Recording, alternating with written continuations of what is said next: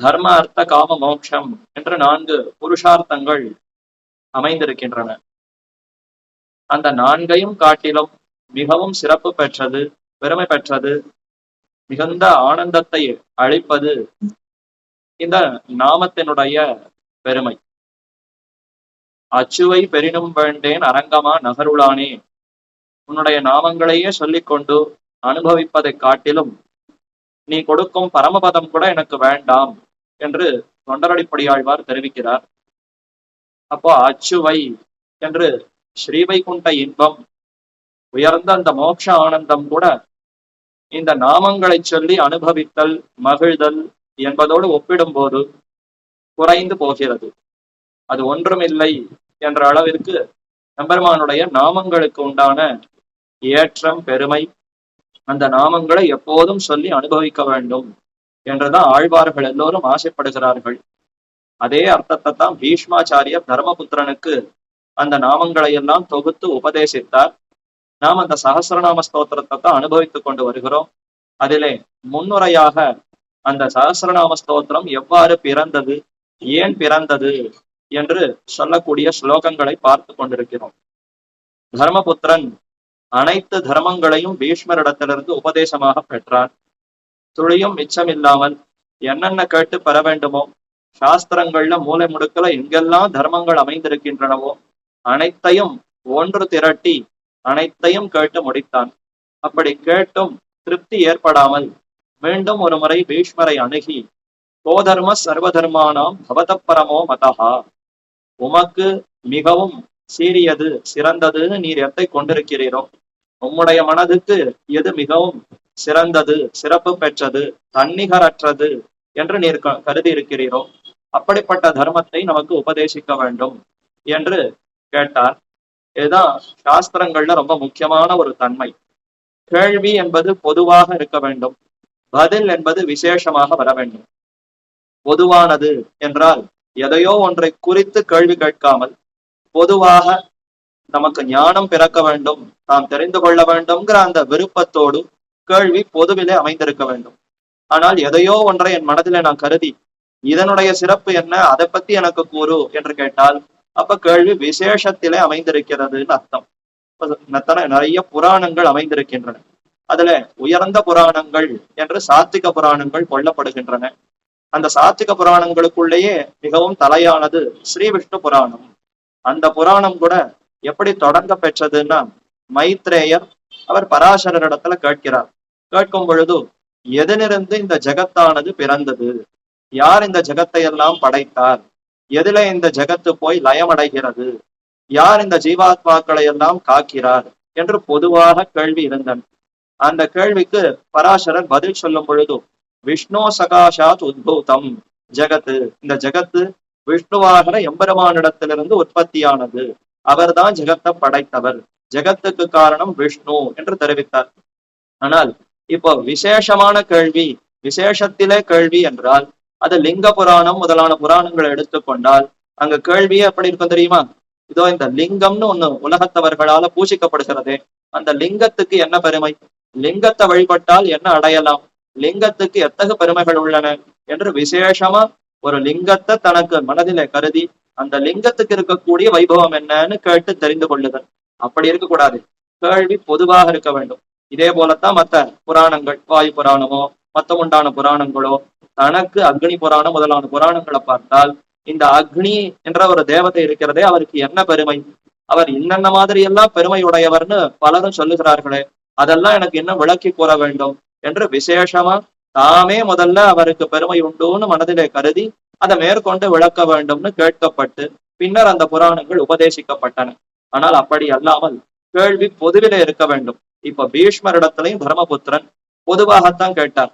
தன் மனதில யாரையோ ஒருத்தரை கருதி இவர்தான் பரதத்துவமா, அவருக்கு என்ன சிறப்புகள்னு கேட்காமல், யாரு தத்துவம், யாரு ஜெகத்துக்கெல்லாம் காரணம், யாரு புருஷார்த்தம் பரம புருஷார்த்தமாக அடையத்தக்கவராக இருக்கிறார் என்று உபேயத்தை பத்தின கேள்விகளும் பொதுவாகத்தான் இருந்தன.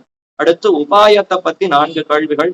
அதுல சாத்திய உபாயம் சித்தோபாயம்னு 2ஆக பிரித்து கொண்டால், சித்தமான உபாயமாக எம்பெருமானே இருக்கிறார், பிரம்மமே சித்தோபாயம். அந்த சித்தோபாயத்தை குறித்து 2 கேள்விகள், லகுபாய சாத்திய சித்தோபாயம், அலகுபாய சாத்திய சித்தோபாயம் என்ற அந்த பெருமானை எளிதிலேயே நம் வசமாக்குதல், அவரை நம்மிடத்துல வசப்படுத்துதலுக்கு எளிமையான உபாயம்.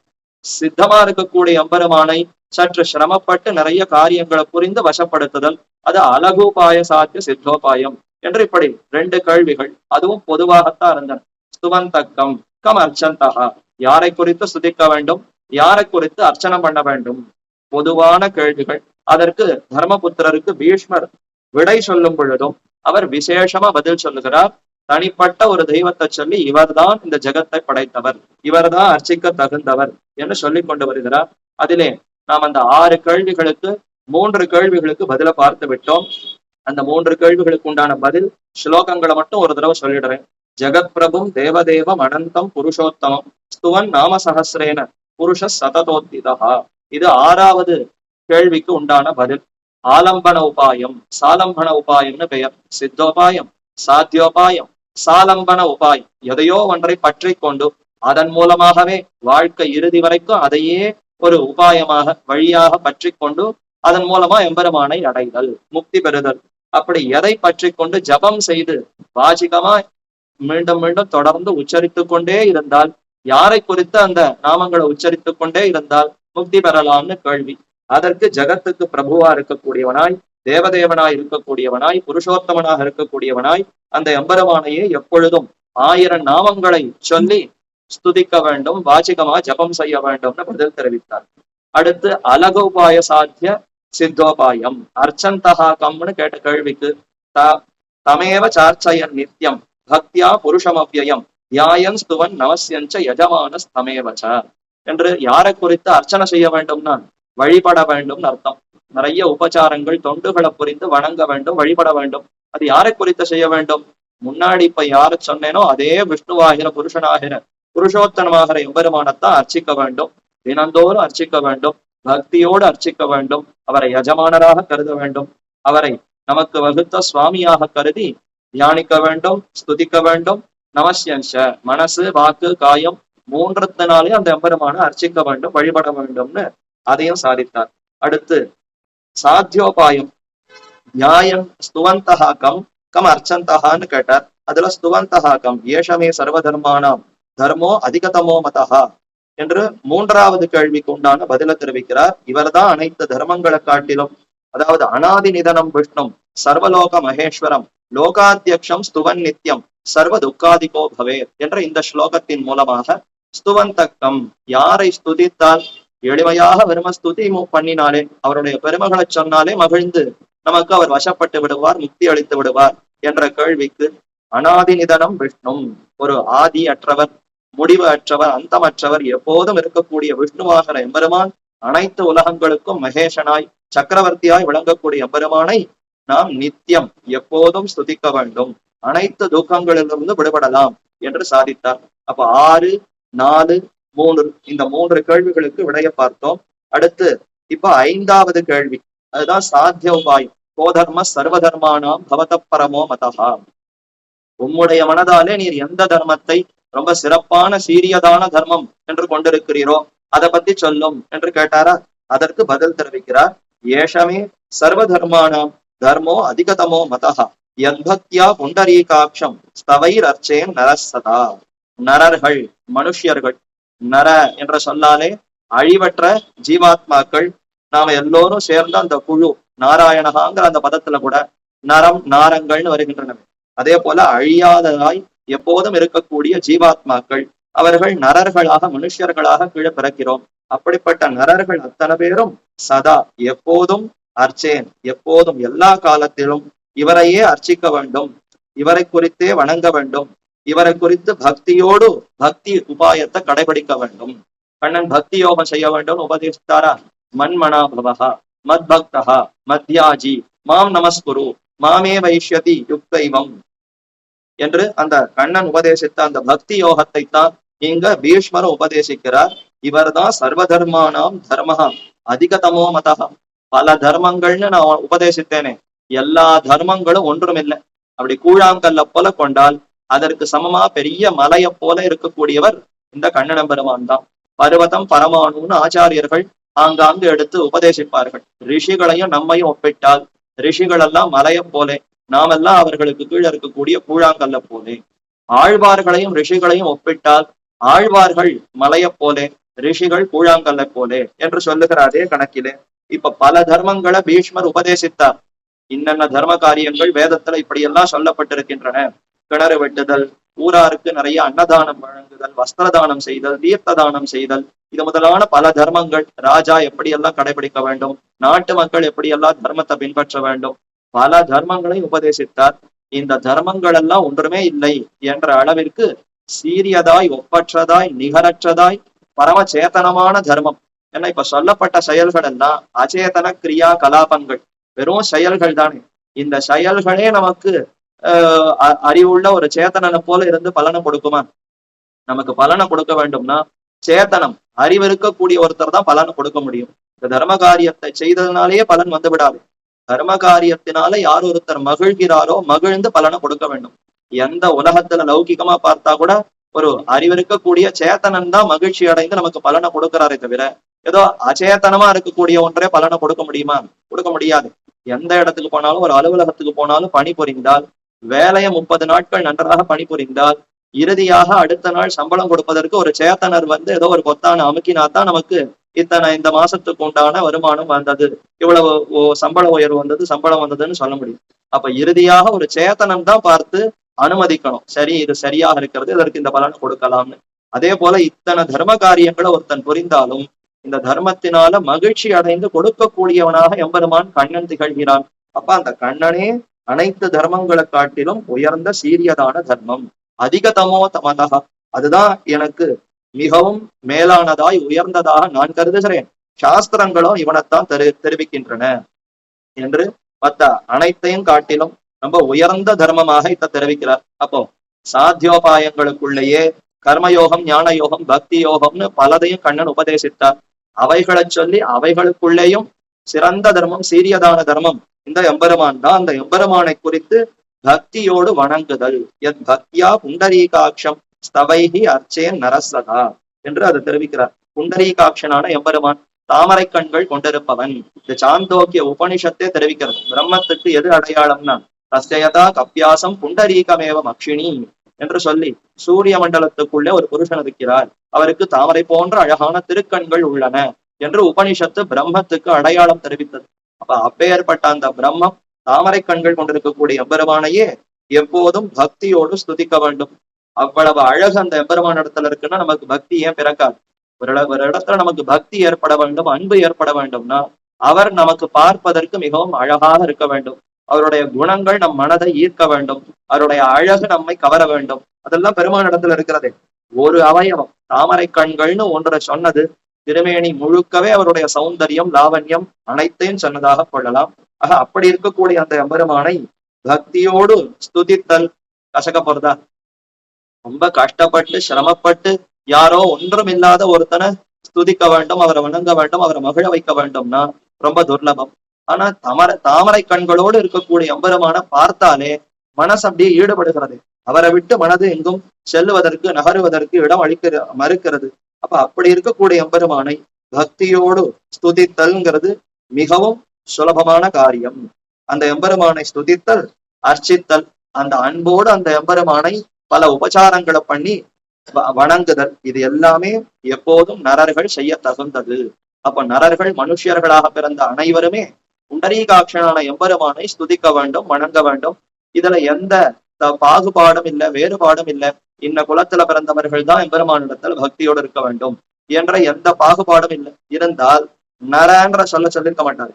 எப்ப மனுஷர்கள்னு சொல்லியிருக்காரோ அப்ப மனிதனாக பிறந்திருக்கக்கூடிய யாருமே எம்பெருமானிடத்துல பக்தியோடு தியானிக்கலாம், வணங்கலாம், வழிபடலாம். அதுல எந்த தடையும் இல்லை. ஆனால் வைதிகமா சொல்லப்பட்டிருக்கக்கூடிய பல தர்மங்கள், வேதத்துல சொல்ல இருக்கக்கூடிய தர்மங்கள் எல்லாம் பார்த்தா அது அந்தந்த வர்ணத்தாருக்கு, இந்தந்த ஆசிரமங்களுக்குன்னு பிரிக்கப்பட்டிருக்கும். முதல் வர்ணத்தாருக்கு இன்ன தர்மங்கள், இரண்டாம் வர்ணத்தாருக்கு இன்ன தர்மங்கள்னு அந்த தர்மங்கள் எல்லாம் நிறைய வேறுபட்டு கிடக்கும். செய்வதும் ரொம்ப சிரமம். ஊன் வாட உண்ணாது உயிர் காவலிட்டு உடலில் புரியா புலனைந்தும் நொந்து தாம் வாடவாட தவம் செய்ய வேண்டும்னு ஆழ்வார்களும் தெரிவிக்கிறார். ஒரு தபசு பண்ணணும்னா எவ்வளவு சிரமப்பட்டு இந்திரியங்களை அடக்கி புலனை அடக்கி எவ்வளவு கஷ்டப்பட்டு செய்ய வேண்டும். அவ்வளவு சிரமப்பட்டு செய்தாலும் பலன் கிடைக்கிற சமயத்துல ரொம்ப துர்லபமாகத்தான் இருக்கும், அவ்வளவு விரைவாக கிடைக்காது. ஏன்னா நாம செய்திருக்கக்கூடியதுல நழுவுதலுக்கு பல வாய்ப்புகள் இருக்கின்றன. இப்படியெல்லாம் அந்த தர்மங்கள் கரணம் தப்பினா மரணம் என்கிற அளவிற்கு ரொம்ப பயங்கரமா இருக்கும். அப்படிப்பட்ட தர்மங்களை எல்லாம் விட்டுட்டு எம்பெருமானை பக்தியோடு தியானித்தல், வழிபடுதல், அவரையே உபாயமாக கொள்ளுதல்னு சொன்னா அது ரொம்ப எளிமையானது, அனைவருக்கும் தகுந்தது. இன்னார் இணையாருங்கிற பாகுபாடு இல்லாமல் அனைவருமே ரொம்ப அற்புதமாக அந்த எம்பெருமானை பக்தியோடு தியானிக்கலாம். கண்ணனே சொல்லும் பொழுது சுசுகம் கர்த்தும் அவ்யயம். இந்த பக்திக்கு என்ன பெருமைனா, மற்ற தர்மங்கள் எல்லாம் ஒரு குறையும் இல்லாமல் முழுவதுமாக செய்து முடிக்க வேண்டும். ஆனால் கண்ணனிடத்துல பக்தி செய்கிறேன்னு ஒருத்தன் தொடங்கினால் அவனை எவ்வளவு சிறிது செய்திருந்தாலும் செய்த அந்த அம்சத்துக்கு குறைவு வராது. அந்த செய்த சிறு துளி பக்தி செய்திருந்தாலும் அதற்கு நசித்தல், அது அழிந்து போவதுங்கிறது வரவே வராது. அந்த கண்ணன் திருவுள்ளத்துல கொண்டு நான் சொல்லியிருக்கேங்கிறதுக்காக நம்பிக்கையோடு இவன் நம்ம இடத்துல பக்தி செய்திருக்கிறான்னா அவனை கைவிடக்கூடாது. இந்த ஜென்மத்துல அவனால அதை நிறைவேற்ற முடியவில்லை என்றாலும் அடுத்த ஜென்மம் நல்ல உயர்ந்த ஜென்மத்தை கொடுத்து, உயர்ந்த ஜென்மம்னா இந்த பக்தியை கடைபிடிப்பதற்கு பாங்கான ஒரு ஜென்மம். அது எந்த வர்ணத்துல வேண்டுமானாலும் பிறக்கலாம். ஆழ்வார்கள் என்னென்ன வர்ணத்திலேயோ பிறந்தார்கள், ஆனா பெருமானிடத்துல நிலையான பக்தியோடு இருந்தார்களே, அந்த மாதிரி பக்தி செய்வதற்கு தடையேதும் இல்லாத ஒரு சிறந்த பிறவியை கொடுத்து கண்ணன் பக்தியை நன்றாக வளர்க்கிறான். தன்னிடத்துல உறுதி கொண்டவனாய் தன் பக்தியை தொடங்கினால் அந்த ஜென்மத்துல அவனால பக்தியை செய்து முடிக்க முடியவில்லை என்றாலும் செய்த அம்சத்துக்கு குறைவு வராது. அடுத்த ஜென்மத்துல அவனை சிறந்த பக்தனாக ஆக்கி தன்னிடத்துல சேர்த்து கொள்ளுகிறான். இது கண்ணனே கொடுக்கக்கூடிய வார்த்தை, அவர் கொடுக்கக்கூடிய உறுதிமொழி. ஆகவே அப்படிப்பட்ட இந்த பக்தி யோகம், பெருமானிடத்துல செய்யக்கூடிய இந்த பக்தி யோகம் சால சிறந்தது. சாத்திய தர்மங்கள், சாத்தியோபாயங்கள்ங்கிறதுக்குள்ள கண்ணனிடத்துல பக்தியோடு இருத்தல்ங்கிறது மிகவும் சிறந்ததுன்னு இந்த கேள்விக்கு பதிலை இப்படி தெரிவித்தார். ஆக இந்த காலத்தில் இன்னும் நிர்பந்தம் இல்லை, நர சதான்னு சொல்லியிருக்கார். நரர்கள்னு சொன்னதுனாலே அதிகாரி நியமம் இல்லை, இன்னார் இணையாருங்கிற பாகுபாடு இல்லை, ஆண் பெண்ணுங்கிற வாசி இல்லை, உயர்ந்த குலத்தவர்கள் தாழ்ந்த குலத்தவர்கள்ங்கிற வேறுபாடு இல்லை.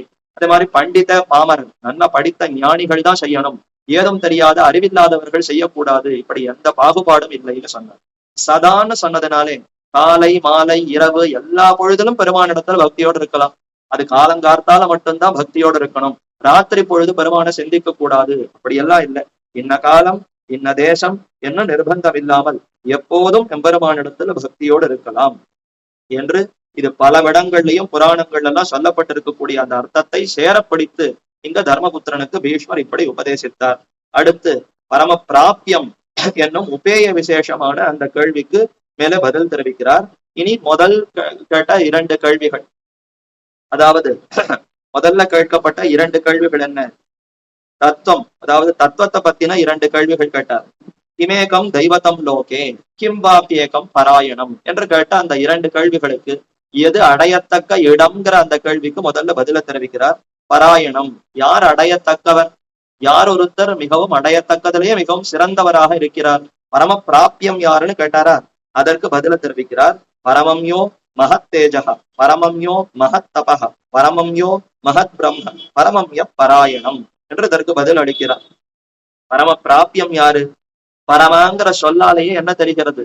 பரோ மாஸ்மாதிதி பரமகா, இவரை காட்டிலும் மேம்பட்டது ஒன்றில்லை, இதை காட்டிலும் உயர்ந்தது மற்றொன்றில்லை, இதற்கு சமமும் இல்லை, இதற்கு மேம்பட்டதும் இல்லை, அப்படிப்பட்ட நிகரற்றதா இருக்கக்கூடிய ஒன்றுதான் பரமம்னு சொல்ல தகுந்தது. அப்படி பரமமாக இருக்கக்கூடிய ஒரு மகத் தேஜகா, சிறந்த ஒளி, தேஜஸ்ன்னா பேரொளி பிரகாசம், மிகுந்த ஒளி கொண்டிருக்கக்கூடிய ஒருத்தன், பேரொளி கொண்டிருக்கக்கூடிய ஒப்புயர்வற்ற சிறந்த பேரொளி கொண்டிருக்கக்கூடியவன் எவனோ அவனே அடையத்தக்கவன் இறுதியாக சொல்ல போகிறார். பராயணம் ககானதன்னு கேட்டார். பரமம், அதாவது அங்கு கேட்கும் பொழுது கிமேகம் தெய்வதம் லோகே கிம்பாப்யேகம் பராயணம், ஏகம் பராயணம், ஒரே ஒரு அடையத்தக்க சீரியதான சிறந்த நிகரற்ற இடம் எடுன்னு கேட்டார். யாரை அடையத்தக்கவர்னு கேட்டார். அப்படி அடையத்தக்கவர் இவர்தான் பராயணம்னு பதில்ல தெரிவிக்கிறார். யஹா யஹான்னா யார் ஒருத்தர் இப்படி இருக்கிறாரோ அவரே நீ கேட்ட அந்த பராயணமாக திகழ்பவர் என்று பொருள் கொள்ள வேண்டும். அப்போ பரமம்யோ மகத்தேஜகா சஹஏவ பராயணம், பரமம்யோ மகத்தபக சயேவ பராயணம், பரமம்யோ மகத் பிரம்ம சயேவ பரமம் உயர்ந்த பரமமான பராயணம் என்று மூன்று விசேஷணங்கள் அடைமொழிகளை வைத்து விளக்குகிறார். யார் ஒருத்தர் பேரொளி கொண்டு பிரகாசிக்கிறாரோ அவரே அடையத்தக்கதிலே சிறந்தவர். யார் ஒருத்தர் சிறந்த தபஸ், தபஸ் கொண்டிருக்கிறாரோ, அவரே பெருந்தவமாக விளங்குகிறாரோ, அவரே அடையத்தக்கவர்.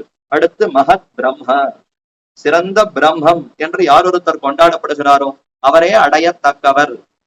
நாம யாரை அடையணும் என்று இந்த 3 அடைமொழிகள் விசேஷணங்களை வைத்து இப்படி இருக்கிறவர் தான் அடைய தகுந்தவர்னு தெரிவிக்கிறார். யாரை அடையணும்? பேரொளி பிரகாசம், அந்த ஒளி கொண்டிருக்கக்கூடியவரை அடையணும். அவருக்கே ஒளி இல்லை, ரொம்ப ஒளி இழந்து தவிக்கிறார்னா சந்திரன் ஒளி இழந்து தவிக்கிறார். சூரியன் ஒளி பொருந்தியவரா இருக்கிறார். என்ன ஈஷாத்மாத் வாதப்பவதே பீஷோதேதி சூரியஹா என்று இந்த சூரியனுடைய ஒளி கூட எம்பெருமானுடைய அந்த தேஜஸ்னாலேயே பெறப்பட்ட தேஜஸ். சூரியனோ சந்திரனோ அனைவரும் படைக்கப்பட்டவர்கள். பிரம்மம் தான் இந்த தேவதைகளை எல்லாம் படைக்கிறார். அப்ப இவராலே படைக்கப்பட்ட தேவதைகள், இந்த தேவதைகளுக்கு ஒளி இருக்கிறதுன்னா அதெல்லாம் சிறந்த ஒளியா இருக்க முடியுமா? தன்னிகரற்ற ஒளியாக இருக்க முடியுமா? முடியாது. அப்போ நிகரற்றதாய் பெருமை கொண்டதாய் இயற்கையிலே எப்போதும் ஒளி கொண்டவராக யார் இருப்பார்? அது பிரம்மம் ஒருத்தர் தான் இருப்பார். அப்படிப்பட்ட பேரொளி பிரகாசம் கொண்டிருக்கக்கூடியவர் எவரோ அவரே அடையத்தக்கவர். அதான் நம்மாழ்வார் சொல்லும் பொழுது, முடிச்சோதியாய் உனது முகச்சோதி மலர்ந்ததுவோ, அடிச்சோதியாய் நீ நின்ன தாமரை அலர்ந்ததுவோ, படிச்சோதி ஆடையிடும் பல்கலனாய் நின் பைம்பன் கடிச்சோதி கலந்ததுவோ, திருமாலே கட்டுரையே நீயே தேஜஸ் ஒளி வெள்ளமாக திகழ்கிறீரே, இந்த ஒளி எப்பேற்பட்ட ஒளி, எப்படி அனுபவிப்பதுன்னு தெரியலையே. பெருமானுடைய திருமுகம் அது ஒளி வீசுகிறதாம். இந்த ஒளி எதை போல இருக்கிறது? மேல பெருமான் கிரீட்டம் சாத்தின்னு இருக்காரா, அழகான ஆதிராஜ்ய சூச்சகமான ஒரு கிரீட்டத்தை சாத்தின்னு இருக்கார். அதுவும் ஒளி பிழம்பாய் அத்தனை ஒளி கற்றைகளோடு பிரகாசிக்கிறது. அந்த ஒளி கீழே வீசி வீசி திருமுகம்ங்கிற இந்த முகம் ஆயிட்டோ, அல்லது முகத்தினுடைய ஒளி வீசி மேல் பக்கமாக போகி அழகான கிரீட்டமாக சேவை சாதிக்கிறதோ என்று மகிழ்கிறார். அதே போல பெருமானுடைய அடி திருவடிகளுடைய ஒளி அதுவே கீழ் நோக்கி தாமரையாக அலர்ந்ததுவோ. பெருமானுக்கு கீழே தாமரை இருக்கா? தாமரையில தானே பெருமாள் வீற்றிருக்கிறார். அந்த தாமரை ஒளி பிரகாசமா மின்னுகிறது. எதனால அதற்கு ஒளி வந்ததுன்னா பெருமானுடைய திருவடிகளுடைய ஒளி இந்த தாமரையாக மலர்ந்ததா, இல்ல தாமரையில இருக்கக்கூடிய ஒளி எல்லாம் ஒன்று திரண்டு பெருமானுடைய திருவடியாக ஆயிட்டா? இது என்ன ஏதுன்னு ஒன்னும் நிர்ணயிக்க முடியவில்லையே என்று மிகவும் மகிழ்ந்து அனுபவிக்கிறார். ஆக அப்படிப்பட்ட ஒளி கொண்டவர் அவர் யாருன்னா எம்பெருமான் ஒருத்தன் தான். பரமம்யோ மகத்தபகா, அந்த எம்பெருமான் தான் சிறந்த தபமாக இருக்கிறார். தபஸ்ன்னா நம்முடைய இந்திரியங்களை எல்லாம் வசப்படுத்துதல்னு நமக்கு அர்த்தம். ஆனா பெருமான் தபம்னு சொன்னால் அனைவரையும் கட்டுப்படுத்துகிறார்னு அர்த்தம். அவர் அனைவரையும் தன்னுடைய நியமனத்துல வைத்து ஆளுகிறார். இவருடைய நியமனத்துல இல்லாதவர்னு யாரையான சொல்ல முடியுமா? பிரம்மம் நியமிக்காதவர் இவர் ஒருத்தர், பிரம்மத்தினுடைய நியமனத்துக்கு உட்படாதவர் இவர் என்று உலகத்துல யாரையுமே சொல்ல முடியாது. சகல சேதனா சேதனங்களையும் நியமிக்க கூடியவன், அவர்கள் அனைவரையும் எப்போதும் கட்டுப்படுத்தி வைத்துக் கொண்டிருப்பவன் எம்பெருமானார். ஆக நாமெல்லாம் நம்முடைய இந்திரியங்களை வசப்படுத்தி தபஸ் செய்கிறா போலே பெருமானும் ஒரு தபஸ்ல இருக்கிறார். அவரே தபமாக விளங்குகிறார். அவர் என்ன தபஸ் செய்கிறார்னா அனைவரையும் தன்னுடைய அந்த நியமனத்துல வைத்துக் கொண்டு இன்னார் இணையார்ன்ற பாகுபாடு இல்லாமல் அனைவரையும் ரட்சிக்கிறார். ரட்சணம்னு வந்தால் உயர்ந்தவர்களைத்தான் ரட்சிக்கணும், தாழ்ந்தவர்களை ரட்சிக்க கூடாது என்று பாராமல் அனைத்து சேதனா சேதனங்களையும் காக்கும் இயல்பினன் கண்ணபெருமான் என்று ஆழ்வார் தெரிவிக்கிறார். காக்கும் இயல்பினன், இது அனைவரையும் நன்கு காக்கக்கூடியவன் எம்பெருமான் ஒருத்தன் தான். ஆக தேவர்களையும் ஆளுவதனால் எல்லாவற்றிலும் சிறந்த பெருந்தவமாக இருக்கிறார். மனுஷர்க்கு தேவர் போல தேவர்க்கும் தேவாவோன்னு ஆழ்வார் அழைக்கிறார். நாமெல்லாம் தேவர்களால கட்டுப்படுத்தப்படுகிறோம். தேவதைகள் எல்லாம் நம்ம கட்டுப்படுகிறாரு. தேவதைகள் எல்லாம் நமக்கு நன்மையை செய்கிறார்கள், நம்மை கட்டுப்படுத்தி வைக்கிறார்கள். அவர்களுடைய ஒரு நியமனத்தில் நாம சுத்தி கொண்டிருக்கிறோம். சரி, அந்த தேவர்களுக்கு நியமனம் உண்டா இல்லையா? அவர்கள் யாருக்கான கட்டுப்படுவர்களா இல்லையான்னா அவர்கள் தேவாதி தேவனான எம்பெருமானுக்கு கட்டுப்பட்டுத்தான் அவர்களே இருக்க வேண்டும். ஆக அனைவரையும் தன்னுடைய வசத்துல வைத்திருக்கக்கூடிய மகத்தபகா, சிறந்த தபமாகவே விளங்கக்கூடியவன் எம்பெருமான் ஒருத்தன் தான். பரமம்யோ மகத் பிரம்ம, யார் ஒருத்தன் சீரியதான பிரம்மம் என்றே அழைக்கப்படுகிறாரோ, சஹசிர சீருஷா புருஷா சஹசிராட்ச சஹசிரபாத் என்று சொல்லி அவர்தான் பிரம்மம். நாராயண பரம்பிரம்ம தத்வன் நாராயண பரஹா, நாராயண பரோ ஜோதிர் ஆத்மா நாராயண பரஹா என்று புருஷ சூக்தத்தினுடைய இறுதியாக இருக்கக்கூடிய நாராயண அணுவாக்கம். நாராயண அணுவாக்கத்துல ஸ்பஷ்டமா ஒட்டில் தெரித்தா போலே நாராயணுடைய திருநாமத்தை சொல்லி அவரே சிறந்த ஜோதியாக பரஞ்சோதியாக விளங்குகிறார். அவரே பிரம்மம் என்று அழைக்கப்படுகிறார். அவரே புருஷோத்தமனாக திகழ்கிறார் என்றெல்லாம் சொல்லப்பட்டிருக்கிறது. அப்ப பிரம்மங்கிற சொல் இயற்கையில யாரை குறிக்கும்னா அது எம்பெருமான் ஒருவனையே குறிக்கும். மகத் பிரம்மன்னு சொல்லப்படுகிறது. என்ன கீதையில பல இடங்கள்லையும் பிரம்மங்கிற சொல்ல கண்ணன் உபயோகிக்கிறார். ஆனால் தன்னை மட்டும் குறித்து உபயோகிக்கல, ஆத்மாவை கூட பிரம்மம்னு சொல்றார். அச்சேதனம், அறிவற்ற பிரகிருதி, இந்த அஜித்த கூட பிரம்மன்னு சொல்றார். ஏன் சொல்லுகிறார்னா அதற்குன்னு சில காரணங்கள் உண்டு. இவைகளை கூட பிரம்மங்கிற சொல்லு குறிக்கலாம். சில இடங்கள்ல அந்தந்த ஒரு பிரகரணத்துக்கு சேர பிரம்மங்கிற சொல் அவர்களையும் குறிக்கலாம். ஆனால் மகத் பிரம்ம என்று சொன்னால் அது இவர் ஒருவரை மட்டும்தான் குறிக்க முடியும். அப்படி உயர்ந்தவராய், சீரியவராய், அனைவரையும் நியமிக்க கூடியவராய். பிரம்மங்கிற சொல்லுக்கு என்ன அர்த்தம்? பிருகத்வாத்து பிரம்மணத்வாச்சு பிரம்மை அபிதீயதே. யார் ஒருத்தன் பெரியவனாக இருக்கிறானோ அவனுக்கு பிரம்மம்னு பெயர். தான் பெரியவனாக இருந்து தன்னை அண்டினவர்களுக்கும் அந்த பெருமையை கொடுக்கிறாரோ, அவர்களையும் பெருமையுடையவர்களாக ஆக்கிறவன் யாரோ அவனுக்கு பிரம்மம்னு பெயர். பிருகத்வாது பிரம்மணத்வாது, தான் மிகவும் பெரியதாக இருக்க வேண்டும், தன்னை அண்டின பக்தர்களுக்கும் அந்த பெருமையை கொடுத்து ஆனந்தத்தை கொடுத்து மகிழ வைக்க வேண்டும். சில பேர் செல்வந்தர்களா இருப்பா, பெரியவர்களா இருப்பா, ஆனா தன்னை நாடி இருப்பவர்களை எப்போதும் தனக்கு கீழ்ப்பட்டவர்களாக வைத்திருப்பான். அவர்களுக்கு ஏதோ ஒரு நன்மை ஏற்பட்டால், அவர்களுக்கு ஒரு பெருமை ஏற்பட்டால் சகிக்கவே மாட்டான். நீ எப்பவும் எனக்கு கீழ்பட்டுதான் இருக்கணும், நான் தான் பெரியவனா இருக்கணும்னு உலகத்துல இருக்கக்கூடிய பெரியவர்களோ செல்வந்தர்களோ அப்படித்தான் இருப்பார்கள். ஆனா எம்பெருமான் எப்படிப்பட்டவன்? ஏன் இந்திரனே எப்படிப்பட்டவன்? யயாதி என்ன ஒரு மன்னன், அவன் நன்றாக சிறப்பாக வாழ்ந்து கொண்டிருந்தான், நல்ல சீரிய முறையில தர்ம ஆட்சி புரிந்தான், ஸ்வர்கலோகத்துக்கு போய் சேர்ந்தான். இந்திரனோடு சமமாக ஆசனத்துல உட்காருவதற்கு போய் அமர்ந்தால் இந்திரனுக்கு பொறாமையா இருந்தது. ஓ, நான் தானே இந்திரன், என்னோட சமமா இவன் எப்படி வந்து உட்காரலாம்? பூவலகத்துல இருக்கக்கூடிய ஒரு அரசன், அவன் நமக்கு சமமாக உட்காரலாமா? இவனை எப்படியாவது இங்க இருந்து நகர்த்தி விட வேண்டும்ங்கிறதுக்காக அவனிடத்துல கேள்வி கேட்டாராம் இந்திரன். நீ கீழே உலகத்துல ஆட்சி புரிந்த சமயத்திலே யாரு சிறந்த தார்மிகன், யாரு சிறந்த தர்மவான்னு உலகத்துல யாரை கொண்டாடுவார்கள் என்று கேட்டால் இப்ப எப்படி பதில் சொன்னாலும் அவன் மாட்டிப்பான். என்னத்தான் எல்லாரும் கொண்டாடுவான்னு சொன்னா, ஓ நீ என்ன ஆத்ம பிரசம்சை பண்ணிக்கிறியா? உன்னை நீயே புகழ்ந்து கொள்ளுகிறாயா? தன்னை தானே புகழ்ந்து கொண்டால் அது பெரிய பாப்பம், நீ இந்த சொர்க்கலோகத்துல இருக்கக்கூடாது, கீழே போன்னு தள்ளிவிடலாம். இல்ல அவன் என்ன கொண்டாடவா வேற யாரையானு கொண்டாடுவார்கள்னு சொன்னா அது போய். உண்மையில இவன் ஆட்சி புரிந்த சமயத்துல இவனுக்கு நிகர் மற்றொருவர் இல்லை, இவனைத்தான் உலகத்தவர்கள் அத்தனை பேரும் கொண்டாடினார்கள். அப்ப அதற்கு மாற்றி வேற எதையானும் சொன்னால் பொய் சொன்னாய், ஆகவே நீங்க இருக்கக்கூடாதுன்னு தள்ளிவிடலாம். எப்படி இருந்தாலும் இவன் இந்த ஆசனத்திலிருந்து தள்ளிவிடலான்னு இந்திரன் இப்படி கேள்வி கேட்க அவன் பொய்யே சொல்லி அறியாதவன் யயாதி. சரி சொன்னான், எல்லாரும் அடியேனத்தான் சிறந்த தர்மவான்னு கொண்டாடுவார்கள், ரொம்ப அடக்கம் பணிவோடுத்தான் சொன்னான். ஆனா அது கண்டு பொறுக்காமல் இந்திரன் அங்கிருந்து அவனை தள்ளிவிட யயாதி மீண்டும் இந்த பூ உலகத்துக்கே வந்து சேர்ந்தான்ங்கிறது சரித்திரம். இப்ப இந்திரன் எப்படிப்பட்டவன்? தனக்கு சமமா ஒருத்தர் உட்காருவதை கூட அவனுக்கு பிடித்தம் இல்லை, அதுல தொழியும் விருப்பம் இல்லைன்னா இப்படிப்பட்ட தேவர்களோட நமக்கு என்ன வேலை? இவர்களை அடைந்தால் ஒன்றும் பிரயோஜனம் இல்லை. அப்ப தேவாதி தேவனான எம்பெருமான் எப்படிப்பட்டவர்னா தனக்கு சமமா யாரும் வரலையேன்னு ஆசைப்படுகிறார், அன்போடு அழைக்கிறார். ஒரு ஜீவாத்மா வந்தா தான் கூட்டு மடியில அமர்த்தி நீ யாரப்பா என்று வினவி அவனை உச்சி முகர்ந்து பார்த்து அனுபவிக்கிறார்னா அப்ப எவ்வளவு உயர்ந்த அந்த பிரம்மம், நமக்கு தாயின் தகப்பனமா இருக்கக்கூடிய அந்த பிரம்மம் தான் சிறந்த அந்த எம்பெருமான் தான் அந்த பிரம்மமாக இருக்க முடியுமே தவிர மத்த யாருமே பிரம்மங்கிற அந்த சொல்லாலே சொல்லக்கூடியவராக இருக்க முடியாது. அப்ப பரமம்யோ மகத் பிரம்ம பரமம்ய பராயணம் என்று சொல்லி மேலும் அவருக்கு உண்டான தன்மையை விளக்குகிறார். பவித்ராணாம் பவித்ரம்யோ மங்களானாம் ச மங்களம். அந்த எம்பெருமான் எப்படிப்பட்டவர்? தூய்மைகளுக்கெல்லாம் தூய்மையை கொடுக்கக்கூடியவராக இருக்கிறார். பவித்ரானாம் பவித்ரம். சில வஸ்துக்கள்ல உலகங்கள்ல சில வஸ்துக்களுக்கெல்லாம் மிகவும் பவித்திர தன்மை உண்டு, தூய்மையானதுன்னு பெயர். மஞ்சள் அது ரொம்ப தூய்மையானது. அதே மாதிரி பசுஞ்சாணம் மிகவும் தூய்மையானது. பசுமாடு இருக்குன்னா மிகவும் தூய்மையானது, அது இருக்கக்கூடிய இடமே அவ்வளவு பரிசுத்தமானது, தூய்மையானது, எந்த கிருமி கீடங்கள் எதுவும் வராதுன்னு அவ்வளவு தூய்மைன்னு கொண்டாடப்படுகிறது. அப்ப அப்படிப்பட்ட தூய்மையான வஸ்துக்கள் பலவும் உலகத்துல இருக்கே. இவைகளுக்கெல்லாம் இந்த தூய்மை எப்படி வந்ததுன்னா அது பெருமானுடைய சம்பந்தத்தினாலேயே வந்தது. அவர்தான் உண்மையில தூய்மையானவர். அவருடைய சம்பந்தத்தினால தொடர்பினால இவர்களுக்கெல்லாம் தூய்மை வந்தன. பவித்ரானாம் பவித்ரம்யோ. இதை ஏன் சொல்லுகிறாருன்னா நாம யாராக இருந்தாலும் அந்த எம்பெருமான வணங்கலாம்னு சொல்லிவிட்டோமே. நம்மிடத்துல இருக்கக்கூடிய குற்றங்கள் தோஷங்கள் யார் யாரோ தாழ்ந்தவர்களா இருக்கும், இப்படி நம்முடைய தாழ்ச்சியெல்லாம் பெருமானை போய் தட்டாதும்.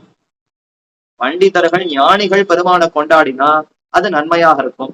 ஆனா தாழ்ந்தவர்கள், ஏதும் தெரியாதவர்கள், அறிவிலிகள், ரொம்ப தாழ்ந்த செயல்களை புரியக்கூடிய நாம பெருமான ஸ்துதித்தால் அவருக்கு அழுக்கு வராதோ தட்டாதோ. ஏன்னா யாரோடு சகவாசம் செய்யணும்னு சொல்லும் பொழுதே நல்லவர்களோடு தான் சகவாசம் இருக்கணும். பேச்சு வழக்கு தொடர்பு எல்லாம் நல்லவர்களோடு இருக்க வேண்டும்னு உலகத்துல நாம கேட்டு நடக்கிறோமா? சாதாரணமா ஒருத்தரை பத்தி தெரிஞ்சுக்கணும்னா உன் நண்பனை பத்தி சொல்லு, உன்னை பத்தி நான் தெரிந்து கொள்ளுகிறேன், உன் நண்பன் எப்படிப்பட்டவன்னு தெரிந்து கொண்டால் அவனுடைய தன்மைகளை வைத்தே நீ எப்படிப்பட்டவன்னு புரிந்து கொண்டு விடலாம்னு சொல்லுகிறோம். அப்ப சேர்த்தி தொடர்பு நல்லவர்களோடு இருக்க வேண்டும் நமக்கு பார்க்கிறோம். இப்ப பெருமானிடத்திலையும் அதை பொருத்தி பார்த்தால் அவருக்கு நல்லவர்கள், பண்டிதர்கள், ஞானிகளோடு தொடர்பு இருந்தால் தான் நன்மையாக இருக்கும். நம்மை போல ஒன்னும் தெரியாத தாழ்ந்தவர்களோடு பிரம்மத்துக்கு தொடர்பு உண்டுன்னு சொன்னால் அப்ப அவருக்கும் அந்த தாழ்ச்சி வருமா வராதா?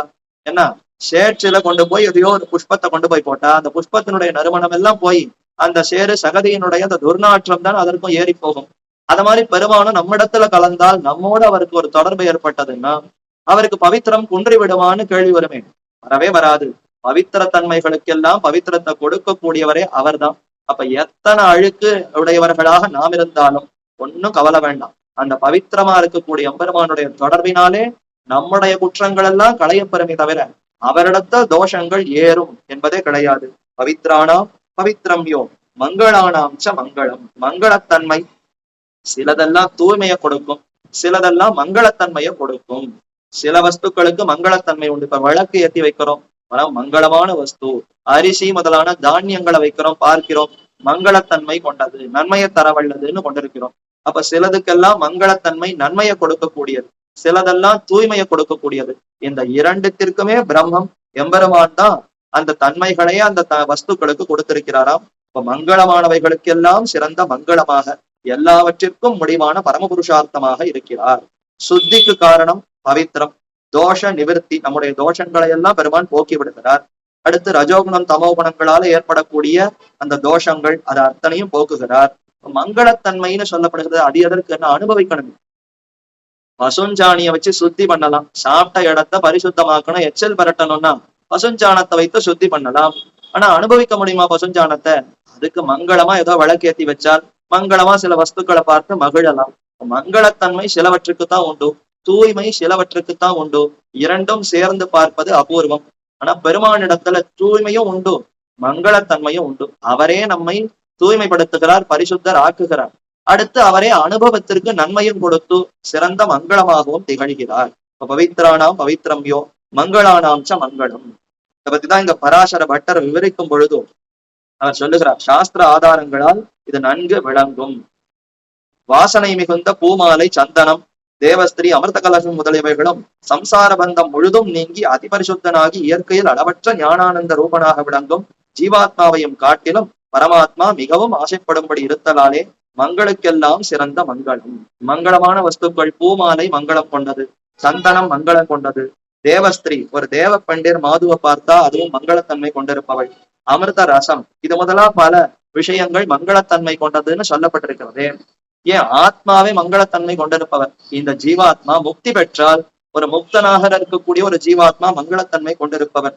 இப்படி இத்தனை மங்களத்தன்மை கொண்டிருப்பவர்கள் பலர் இருப்பினும் இவர்களுக்கெல்லாம் மங்களத்தன்மை வந்ததே அந்த எம்பெருமான் ஆலயத்தான். ஆகவே அவரே மங்களுக்கெல்லாம் சிறந்த மங்களம் என்று சொல்லி இந்த 5வது கேள்விக்கு பதில், அதாவது பரம பிராபியம் 2வது கேள்விக்கு உண்டான பதிலாக 5வது பதிலாக தெரிவித்தார். இறுதியாக கடைசியில கேட்கப்பட்ட, அதாவது கடைசியில் சொல்லப்பட்ட பதில் எதற்குன்னா முதல் கேள்வி கிமேகம் தெய்வத்தம் லோகேன்னு கேட்டார். யார் ஒப்புயர்வற்ற நிகரற்ற தெய்வம்னு கேட்டாரா? அந்த தெய்வத்து யாருன்ற பதிலத்தான் இங்க கடைசியாக தெரிவிக்கிறார். தெய்வத்தம் தேவதானாஞ்ச பூதானாம் யோ அவ்யயப்பிதா யத சர்வாணி பூதானி பவந்தியாதி யுகாகமே யஸ்மின்ஷ பிரளயம் யாந்தி புனரேவ யுகக்ஷயே தஸ்ய லோக பிரதானஸ்ய ஜெகநாதஸ்ய பூபதே விஷ்ணோர் நாம சஹசிரமே ஸ்ருணு பாப பயாபகம் என்று தெரிவிக்கிறார். அதுல முதல் 2 வரி மட்டும் பார்க்கலாம். தெய்வத்தம் தேவதானாஞ்ச பூதானாம் யோ அவ்யயம் பிதா, நமக்கெல்லாம் பிதாவாக இருக்கிறாராம். பிதா ரக்ஷக சேஷி பர்த்தாக்ஞேயோ ரமாபதி சுவாமியாதாரோ மமாத்மாச்ச போக்தாச்சாத்திய மனோதிதா என்று பரமாத்மாவுக்கும் ஜீவாத்மாவுக்கும் ஒழிக்க முடியாத 9 உறவுகள் இருக்கின்றன. அதுல முதல் உறவு எது? பிதா புத்திர சம்பந்தம். ஜீவாத்மாக்களான நாம் அனைவருமே புத்திரர்கள், குழந்தைகள். நமக்கெல்லாம் ஒரே தகப்பனா இருப்பவர் பரமாத்மா எம்பெருமான் ஒருத்தனே. ஜெகத் பிதா அவர் ஒருத்தர் தான். அவ்யய பிதா அழிவற்றவராய் எப்போதும் இருக்கக்கூடியவரான பிதா, ஒரு காரணம் பற்றி இல்லாத பிதா. நமக்கு இப்பொழுது தாய் தந்தையர்கள் இருக்கிறாருன்னா அந்த தகப்பனாலத்தான் தாயினுடைய கர்ப்பத்துல நாம சேர்ந்தோம். 10 மாசம் தாயினுடைய கர்ப்பத்திலிருந்து பின்னர் பிறந்தோம். இந்த காரணத்தினால இவர் தாய் இவர் தகப்பன்னு சொல்லிக் கொள்ளுகிறோம். பரமாத்மா அது மாதிரி நமக்கு ஏதோ காரணத்தை பற்றி பிதாவாக இருக்கிறாரான்னா இயற்கையில் அவர் நமக்கு பிதா, அழிவற்ற பிதா.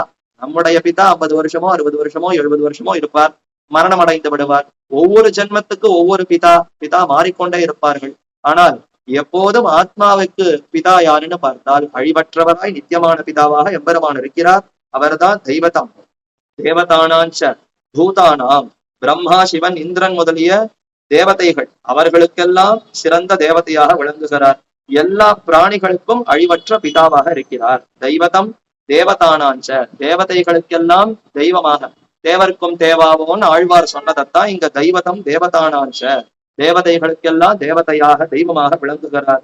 பூதானாம், அனைத்து பூதங்களுக்கும் அவ்யய பிதாவாக இருக்கிறார். ஏதோ மனுஷர்களுக்கு மட்டுமல்ல, அனைத்து ஜீவராசிகள் அத்தனை பிராணிகளுக்கும் எம்பெருமான் பிதாவாக இருக்கிறார். யதஹ சர்வாணி பூதானி பவந்தியாதி யுகாகமே, யாரிடத்திலிருந்து இந்த ஜகத்து அனைத்தும் பிறந்ததோ, எவரிடமிருந்து எல்லா பொருள்களும், யுக ஆரம்பம், இந்த சிருஷ்டியினுடைய தொடக்கத்திலே ஜகத்து யாரிடத்திலிருந்து படைக்கப்பட்டதோ, சர்வாணி பூதானி பவந்தியாதி யுகாகமே, யுக ஆகமம் அப்படின்னா யுகத்தினுடைய தொடக்கம், அதனுடைய பிராரம்பத்திலே யாரிடத்திலிருந்து இந்த பூதங்கள் அனைத்து ஜீவராசிகளும் உண்டாயினவோ பிறந்தனவோ, யஸ்மின்ஷ பிரளயம் யாந்தி, பிரளய காலத்திலே யாரொருவரிடத்துல போய் ஒடுங்குகிறதோ, புனரேவ யுகக்ஷயே, யுகக்ஷயம் யுகத்தினுடைய முடிவிலே, சதுர்யுகம் பிரம்மாவினுடைய ஒரு பகல் முடிந்ததுன்னா இந்த ஜெகத்தெல்லாம் அழிக்கப்படுகிறது.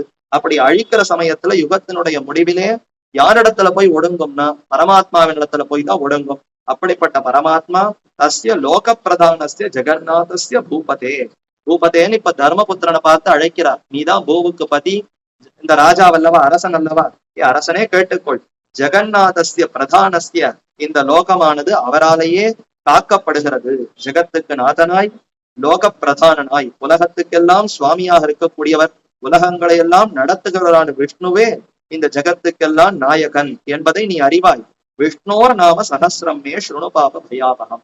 அப்படிப்பட்டவன் யாருன்னா விஷ்ணு என்று திருநாமம் கொண்டிருக்கிறான். இப்ப இதுவரைக்கும் பொதுவாக சொன்னார், யாரிடத்திலிருந்து ஜெகத்து படைக்கப்படுகிறதோ, யாரிடத்துல போய் ஜெகத்து ஒடுங்குகிறதோ, யாரொருவர் ஜெகத்துக்கு நாதரோ, யாரொருவர் தேவதைகளுக்கெல்லாம் தேவதையோ, யாரொருவர் அனைவருக்கும் பிதாவாக இருக்கிறாரோ, யாரொருவர் உலகங்களுக்கெல்லாம் நாதனாக இருக்கிறாரோ அவர் யார்?